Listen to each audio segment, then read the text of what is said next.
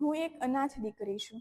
મારા જન્મ પર કોઈને ખુશી ન હતી અને મને એક ઝૂંપડીમાં છોડી દેવાઈ હતી. મારી પાસે મા બાપ નથી, પણ દિલ છે, મારા સપનાઓ છે અને પ્રેમ માટે તરસ છે. શું હું અનાથ છું તો કશું બનવાને લાયક નથી?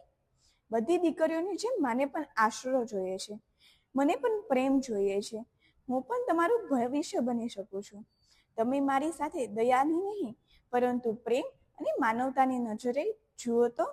મિત્રો, આ શબ્દ મારા નથી, પણ એક અનાથ દીકરીના છે.